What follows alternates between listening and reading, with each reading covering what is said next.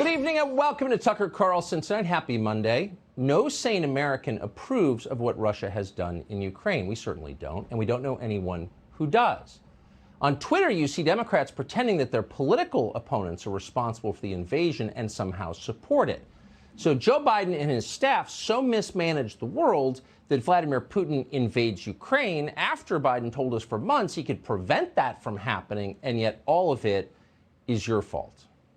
So that's a slanderous lie. In this country, virtually everyone understands that the invasion of Ukraine is bad. It's bad for us and for the world, and Vladimir Putin is bad too. So effectively in America, those are settled facts. We can stop debating them. The question is, what do we do next? Vladimir Putin's badness doesn't absolve us of our responsibility to think clearly about how to protect this country and the rest of the free world in that order. In fact, Putin's badness makes wise decision-making in the United States more important than ever, and yet at the same time, it makes wise decision-making harder to achieve. It's not easy to see the long view when you're angry. A writer called Tanner Green wrote a piece this morning, which you should read. It's entitled Pausing at the Precipice. Greer began by pointing out that Russia has obviously earned our contempt. Most Americans now despise Vladimir Putin, and that's understandable. They're outraged. But moral outrage is not enough. Moral outrage is not a foreign policy. In fact, Greer writes, moral outrage can be counterproductive. It's clarifying, but here's the downside. Quote, a righteous reaction may be a dangerous one. In the field of power politics, it is outcomes, not intentions, that matter most. Failure to slow down and examine the assumptions and motivations behind our choices may lead to decisions that feel right in the moment, but fail to safeguard our interests, secure our values, or reduce the human toll of war in the long run. Exactly. Nicely put. Another way to express it would be this. Our leaders could easily turn this tragic and volatile moment into an historic disaster. They've done it before. As of tonight, here are the two main things we ought to be worried about going forward.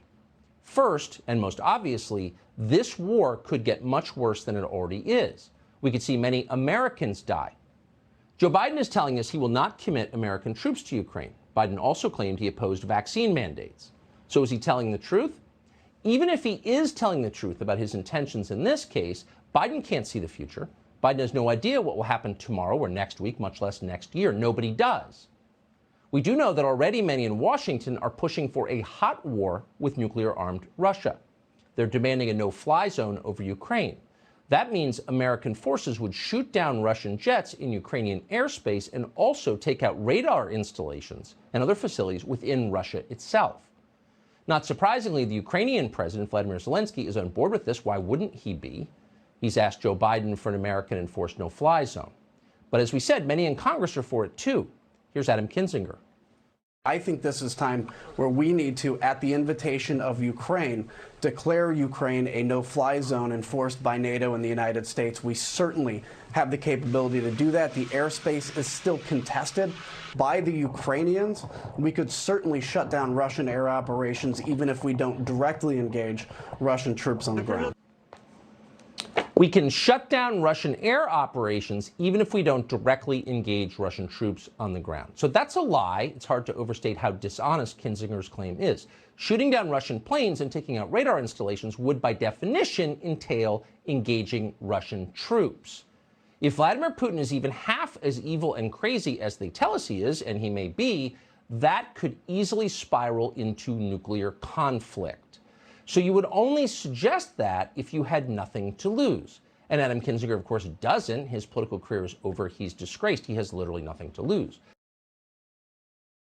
But many of us have a lot to lose. Our country, we have children. So we should pause before we do that. But no pausing allowed. Adam Kinzinger thinks you're a traitor if you're worried about where this might go. Quote, this breathlessness over nukes is mind-blowing, Kinzinger wrote over the weekend. Nothing bad will happen. And maybe nothing bad will happen. But something very bad could happen, and it could happen fast. Adults know that. Anyone with experience knows that. Watch any war in history. And yet tonight, amazingly, some of those adults, and they are adults, favor this anyway. Two former Supreme Allied commanders of NATO, Wes Clark and Philip Breedlove, are pushing for armed confrontation with the Russian military. In an interview with Foreign Policy magazine, Breedlove was honest enough to acknowledge that a no-fly zone would amount to, quote, an act of war, and it would. Thank you for saying so out loud. But Breedlove said he's for it anyway. Okay. So this is the moment when a functioning news media would step in and start to ask basic questions about what happens next. War with Russia, fine. What does that mean exactly? How far is the United States and its population who would fight that war prepared to take this conflict, and to what end? Once we start bombing Russia, will Putin withdraw his forces from Ukraine? What will be left of Ukraine by that point? How are we sure that Putin, who we say is deranged, won't go nuclear if a war with him begins?